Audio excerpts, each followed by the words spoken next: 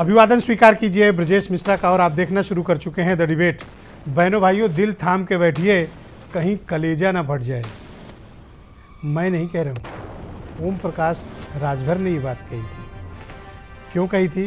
उनका कहना था कि बस कुछ दिनों में मंत्री बनने जा रहा हूँ, लेकिन ना वो मंत्री बन रहे हैं, ना वो तारीख आ रही है और दो दिग्गज नेता लगातार वेटिंग में हैं।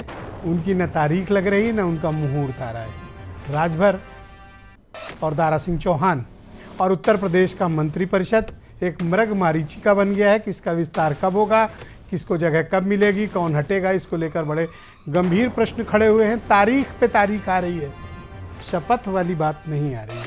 आज की चर्चा इस विषय पर केंद्रित है।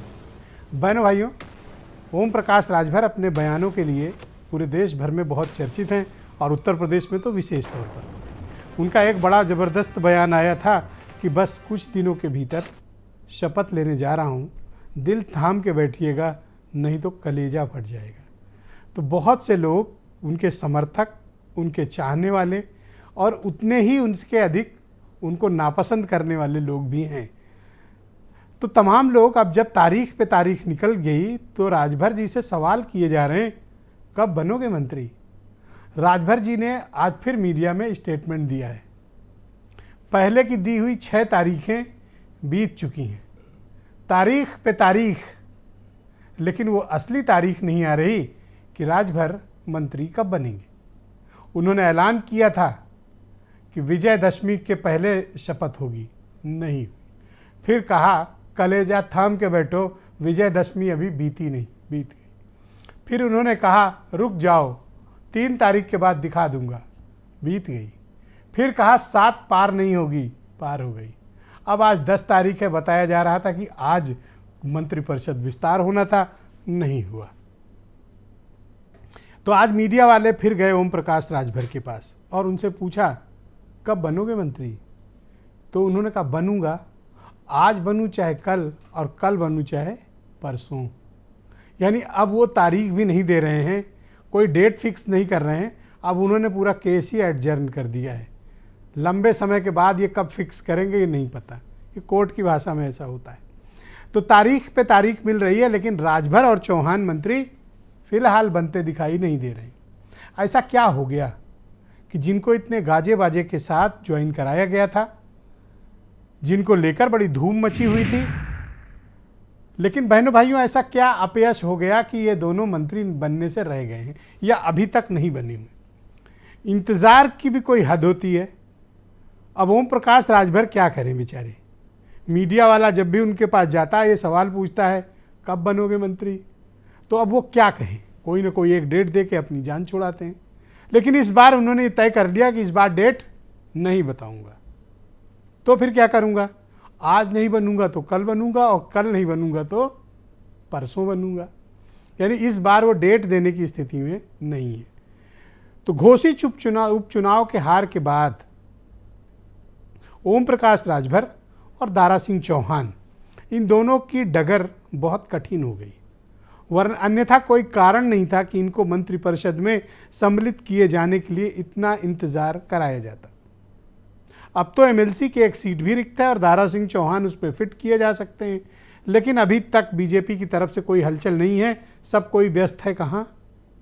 5 राज्यों के चुनाव में। बाकी जो उत्तर प्रदेश में लोग हैं वो सब दीपोत्सव में व्यस्त हैं।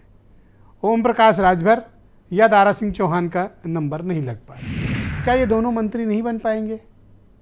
बीजेपी कोई भी चीज़ आसानी से किसी को नहीं देती। ये बात वो लोग भी समझ लें जो बीजेपी में हैं, और जो बाहर हैं उन्हें भी ये बेहतर पता है। सब कुछ निर्भर करता है समय पर।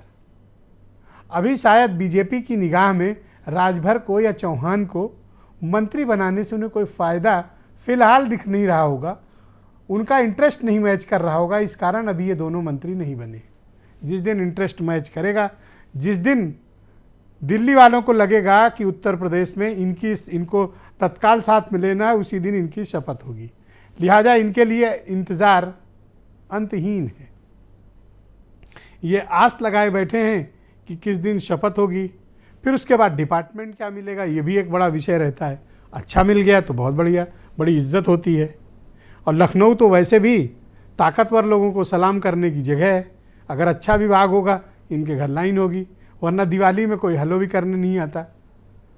वक्त और परिस्थितियां इन दो नेताओं के लिए कैसे बदल रही हैं। हमारा मतलब मसला ये मंत्री की शपथ कब ले रहे हैं इस पर डिबेट नहीं है बहनों भाइयों, ना हम इस पर डिबेट कर रहे हैं कि वो कब मंत्री बनेंगे, कौन सा विभाग मिलेगा। मैं इस बात पर चर्चा होनी चाहिए कि आखिर घोसी उपचुनाव के पश्चात ऐसा क्या हो गया है कि जिसके कारण ओबीसी सेंट्रिक बीजेपी की पॉलिटिक्स है तो अभी उसी के इर्द गिर्द, लेकिन फिलहाल इनको वेटिंग में रखा गया है। क्यों? क्योंकि ये पार्टी के कोर लोग नहीं हैं।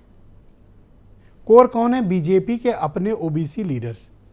तो पहले बीजेपी उनको संतुष्ट करेगी, उनको यथोचित सम्मान देगी, तब तो ये आउटसाइडर्स को लेगी। अगर आउटसाइडर्स को लाके इनके सर पे मुकुट पहना दिया गया तो घर वाले क्या करेंगे? मसला यहीं पे फंसा हुआ है।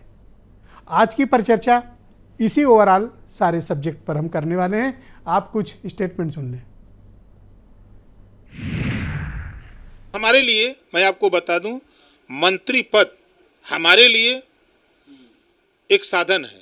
बाबा साहब डॉक्टर अम्बेडकर जी ने कहा है कि सत्ता एक साधन है, लेकिन सामाजिक परिवर्तन, समाज में जो जिनको ज्ञान नहीं, शिक्षा क्या है, अच्छे स्वास्थ्य क्या है, रोजगार कैसे मिलता है, नौकरी कैसे मिलती है, हमको सामाजिक जीवन, हम उसके लिए ज्यादा प्रयासरत रहते हैं। पिछड़ों को प्रताड़ित करने में भारतीय जनता पार्टी को क्यों मजा आता है, ये बात समझ में नहीं आ रही है। जब ये बात इन लोगों के वहां तय हो गई थी तो इनको लेना है, तो अब एक्सपेंशन नहीं कर रहे हैं, दिन ब दिन बढ़ाते जा रहे हैं, तारीख पे तारीख बढ़ाते जा रहे हैं। तो उनको जितनी सामाजिक जीवन में एक नेता की फजीहत करनी थी, पहले चुनाव में हरवा के और उसके बाद अब एक्सपेंशन ना करके, वो हो चुकी है। जितनी जिसकी भागीदारी है उतने उनका प्रतिनिधित्व मिले, इस पर भारतीय जनता पार्टी मौन हो जाती है। तो प्रदेश का जनमानस देख रहा है। ओम प्रकाश राजभर जी बने या दारा सिंह चौहान जी, ये राजनीतिक दल पहले ये बताएं, ये जाति जनगणना के मुद्दे पर चुप क्यों है? बीजेपी भी चुप है, ये भी चुप है। समाज देख रहा है, 2024 में इनका हिसाब किताब करेगा।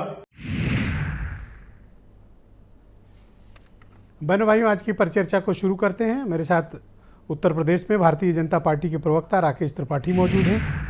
एसबीएसपी के राष्ट्रीय प्रवक्ता अरुण राजभर मुझे ज्वाइन कर चुके हैं। राकेश त्रिपाठी और अरुण राजभर के दोस्त सुरेंद्र राजपूत भी हमें डिबेट में थोड़ी देर में सम्मिलित होंगे। मनोज यादव मेरे साथ मौजूद हैं, समाजवादी पार्टी के प्रवक्ता हैं। नावेद चिको जाने माने पत्रकार, और वीरेंद्र सिंह जी हमारे स्टेट हेड। आप सबका शुक्रिया और धन्यवाद इस परिचर्चा